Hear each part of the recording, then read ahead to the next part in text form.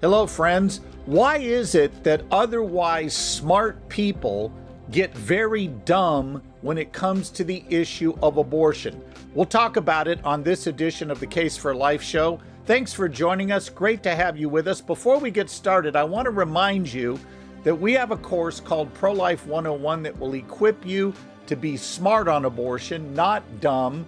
And you can visit the websites to get information on that. And I want to tell you that it's important in this day and age to be intelligent, thoughtful, and clear, because a lot of intelligent people today are not very clear when it comes to the topic and ethics of abortion. We're going to talk about an example of that today.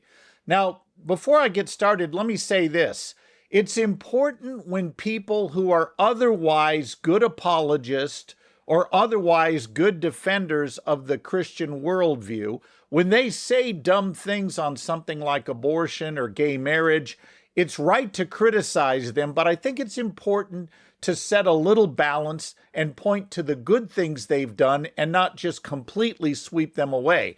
And what I want to talk about today is a recent set of comments from theologian Tom Wright, or NT Wright as he's known.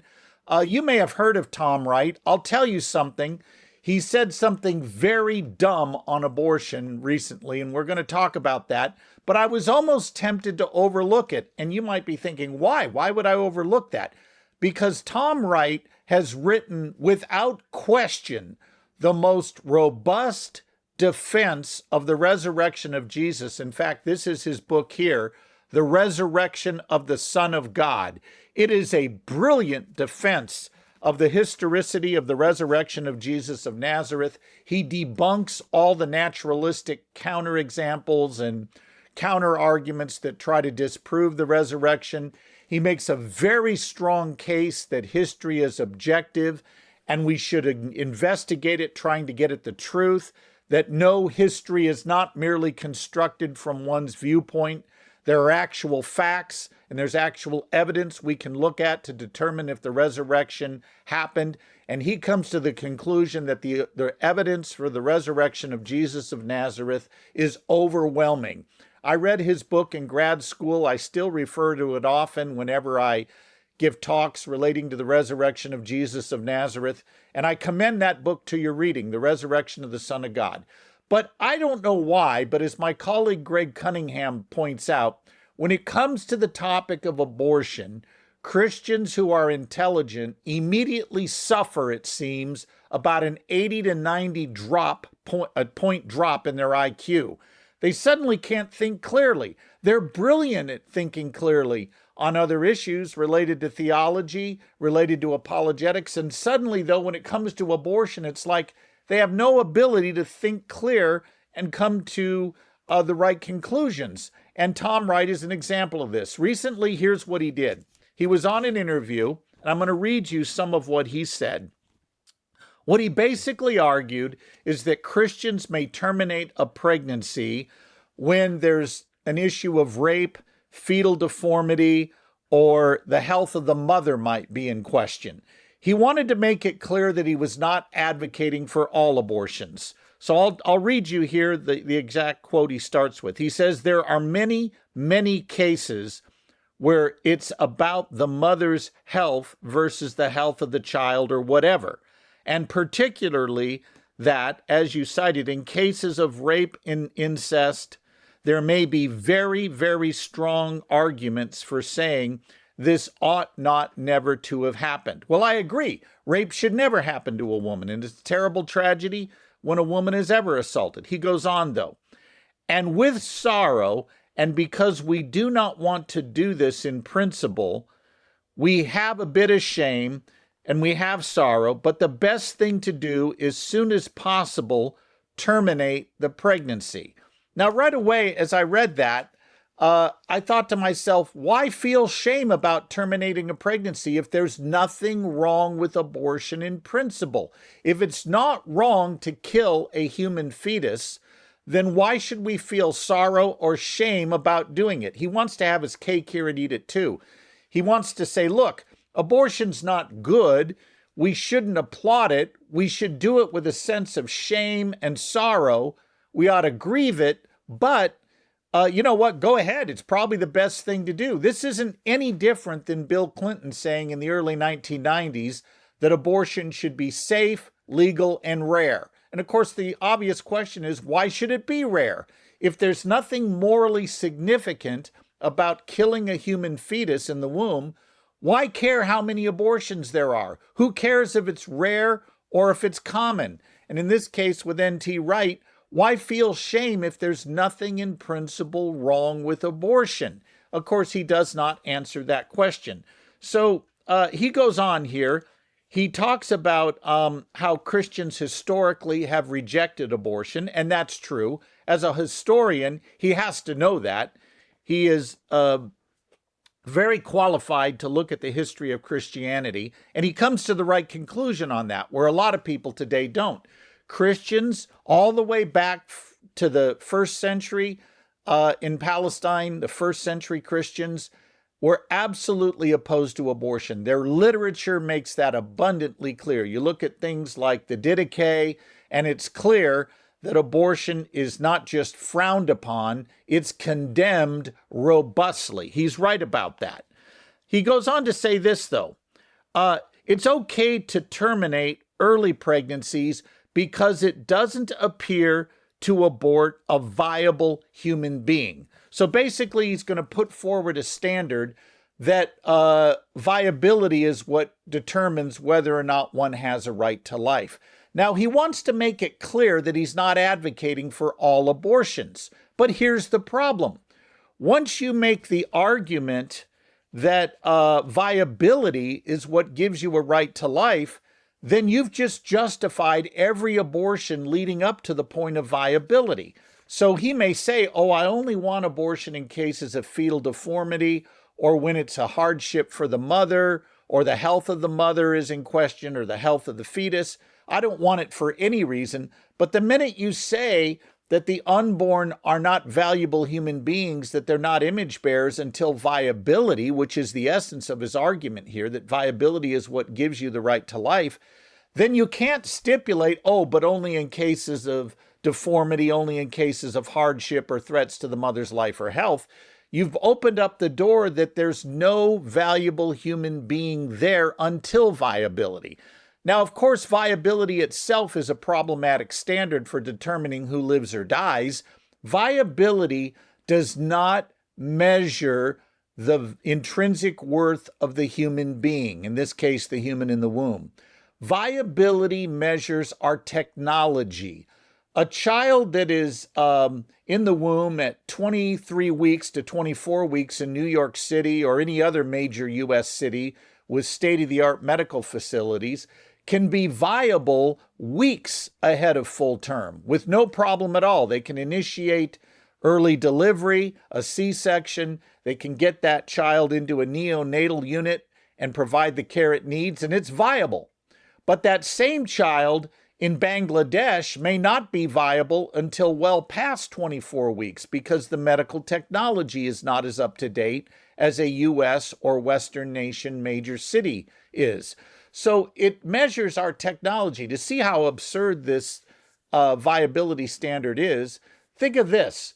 A woman who's pregnant, let's say at 24 weeks, boards an airplane at JFK in New York, and she's going to fly to, let's say, India, where viability will say is at 28 weeks, not 24. I don't know that to be a fact, but bear with me. We'll just say some third world country, okay?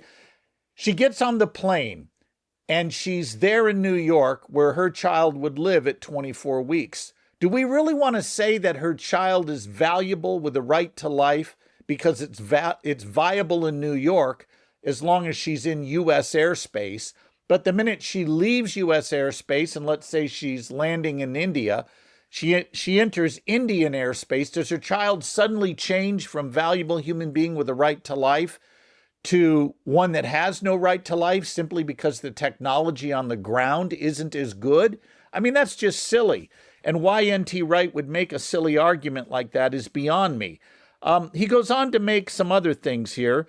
He says, listen, when you combine the possible severe threat to the mother's health, the possible deformity of the child, and the possible mental health issues the mother might have bringing this pre-viable pregnancy to term, that if you take all that together, it presents somehow a compelling case for pursuing an abortion. Here's the problem with that. You can't just string a bunch of bad arguments together and think you end up with one that holds water. This is what Anthony Flew, the famous atheist, referred to as the leaky bucket syndrome. You can't just string a bunch of fallacious arguments together and think you've now got a persuasive case. Your cumulative case is only as good as your weakest link. If there's a weakness in that argument, the whole cumulative case falls apart. And every link here with Tom Wright's standards of what constitutes a justification for abortion is a weak link.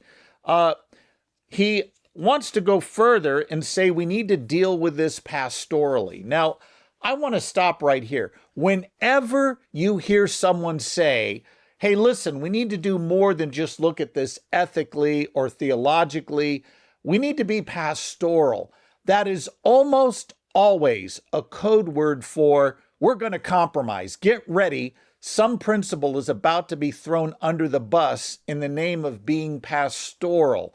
We saw this recently, for example, with Fuller Seminary. Fuller Seminary wants to have its cake and eat it too. It published new guidelines on sexuality and the Bible. And the first paragraph reads really good. It says, listen, we affirm the biblical sexual ethic, that sex is to be within marriage of one man and one woman, and that is the biblical guideline.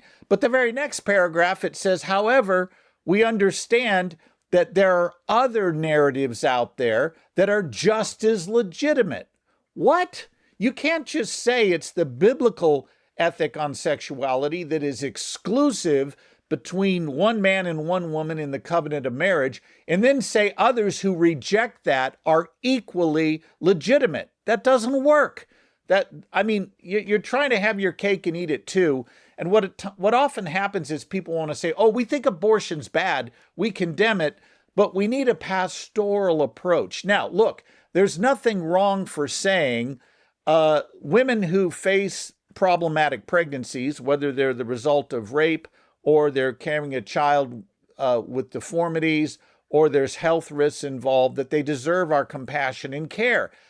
Everybody agrees with that, and there is a pastoral response. But here's the pastoral response. You don't throw ethics under the bus in the name of being pastoral. And that's what Tom Wright does here. He says this, indeed, one of the problems has been, particularly in the Roman Catholic Church, when women, say a girl who's been raped or who's had incest committed on her, she then goes to an unmarried man from the Catholic hierarchy, and you have unmarried men telling her what she can and cannot do. Okay, stop right there. I think that's the dumbest thing he says. He ought to know better. Arguments do not have genders. They rise and fall on their merits. You can't dismiss an argument by saying, oh, that's a man making it. That's just not at all acceptable from a logical point of view. In fact, we could say this. Let's say that these priests that he refers to, and I think he's hinting about this, let's say that they are ethically challenged. They're guilty of all kinds of wrongdoing morally. Suppose that's true. That doesn't mean that the church's argument on abortion is wrong. It could still be right even if the priests in question are immoral individually. Now, I'm not arguing they are immoral. I'm just granting his line of reasoning here and saying it doesn't work. The argument for the pro-life view stands or falls on its merits, not the person making it. We've said this again and again on this show, and it can't be repeated enough. It's so often in today's world that everybody wants to make something about the personal. It doesn't matter whether that woman is talking to another woman, a man, a Christian, a non-Christian, in terms of the validity and soundness of the argument that's in question. So he's engaging here in an ad hominem attack. He's not refuting the actual arguments. that are in play here. And that's just too bad for a guy that is a whole lot smarter than this. Again, the main problem I have is this. He wants to have his cake and eat it too. He wants to say abortion is not good. Christianity has historically rejected it, and we should frown upon it. And perhaps we should feel some shame, and we ought to feel some sadness when we do it. But there are cases where it might be the right thing to do. Now, let me get to what is the most fundamental problem with his argument, and it's this. He assumes the unborn are not human. Go back to what he said earlier, where there may be cases where a woman has been sexually assaulted and is pregnant, or she has a pregnancy involving a child with physical deformities, that it might be in her best interest to have the abortion early and get it done. That might be the best thing to do. Notice these arguments assume the unborn are not human. For example, look at it this way. Would he argue that it's okay to kill a 2-year-old that has physical deformities? Suppose we had a child with Down syndrome in front of us, and it's a hardship on his parents to raise him, which undoubtedly it is. It's challenging. I know we have families in our church that have children with disabilities, and it is a challenge. But these parents heroically raise these kids. But would NT Wright suggest that it's okay to kill a toddler with physical or cognitive challenges? Would that be okay? I think he would say no. In fact, I know he would say no. So the only reason he can give for treating a human fetus poorly because of its deformities or challenges is to assume that the fetus in question is not human. But that's question begging, because the entire abortion debate comes down to the question, what is the unborn? And Wright makes no argument for why we should consider the unborn non-human and not having a right to life, other than to vaguely appeal to viability. But again, no argument as to why viability is value-giving. I mean, think of it another way. Let's suppose we say that you don't have a right to life until you can live independent of another human being, that viability is indeed the standard. Okay, I wonder what Tom Wright would do with the Henschel twins, for example. Many of you have seen Brittany and Abigail Henschel. They are now in their early 30s, but the press has followed them since infancy. And here's why. They are conjoined twins. You look at a picture of them, and if you go online, you can see pictures of them from infancy all the way up to their current stage of life, adults in their early to mid-30s. You look at these two girls, they're joined literally at the hip. You see one set of legs from the waist up, 2 body trunks, 2 shoulders, 2 heads. Now, what's interesting is you cannot separate these 2 women without killing both of them, because they share a circulatory system. They share many vital organs. If you tried to separate them, you would kill them. But if it's true, as NT Wright seems to suggest here, that viability is the standard for being a human being, then it would be okay to kill those young women. And that's just ridiculous. Another thing here, Mr. Wright says he doesn't know if his mind can determine whether or not the unborn are human at a pre-viable state. Listen, if we don't know if the unborn are human, we should not be killing them.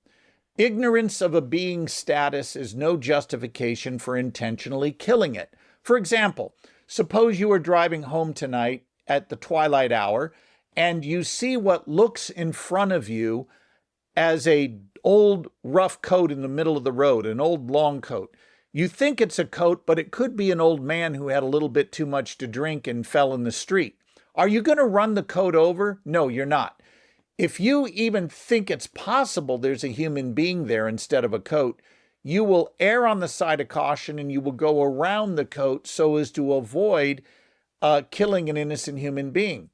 Or use another example that Ronald Reagan famously put forward. If you're out hunting and you see bushes rustling in front of you and you don't know if it's that 10-point buck you've been after or your best buddy, are you going to open fire? I suppose not unless you're Dick Cheney, right? For those of you that didn't get that, Dick Cheney, when he was vice president, accidentally shot his best friend when they were out hunting. The friend lived. There was no harm to the friend, but it became a running joke that Dick Cheney shot his best friend. Well, if you don't know if it's that deer or a human being, you should err on the side of caution. If NT Wright clearly does not know the status of the unborn, then he shouldn't be advocating abortion, because he might be advocating intentionally killing an innocent human being. And this is something we ought not be doing. So again, I want to make it clear, I don't want to just with a broad brush condemn everything NT Wright has done. Again, this book has been a valuable help to Christian apologists. The Resurrection of the Son of God, I do commend it to your reading. But again, it's just sad when we see Christian people who ought to know better, who are otherwise brilliant, suddenly wander into muddled thinking when it comes to the issue of abortion. Remember, our argument is very clear. Premise 1, it's wrong to intentionally kill an innocent human being. Premise 2, abortion intentionally kills an innocent human being. Conclusion, therefore abortion is wrong. Now, if NT Wright wants to show where that argument is either invalid, unsound, or unclear, I'm all ears. But the vague way he advocates for abortion in this particular example is very troubling and very sad to see from a guy who really ought to know better. We're going to take a quick break, and when we come back, I want to say something more about Fuller Seminary that I mentioned a moment ago, and why that is a particularly troubling thing for us as Christians. I look forward to seeing you on the other side. Hello, friends. You may not have time to read a full-length treatment of abortion like I've done in this book, The Case for Life, the second edition, but you may have time to take what amounts to 7 sessions, a week's worth of study if you want to do it day by day, to learn how to defend your pro-life views persuasively. We have a basic course that will help you do just that. You will learn how to make a formal case for the pro-life position. You will learn how to defend it with science and philosophy. Even with non-Christians, you can make a case for the pro-life view. Then we'll teach you how to handle objections, how to recognize the 5 bad ways people argue about abortion, and how they often bring up things that are beside the point. You'll learn to keep the main thing, so that you're in charge instead of feeling like you're in the hot seat whenever the issue of abortion comes up. Visit the website for details.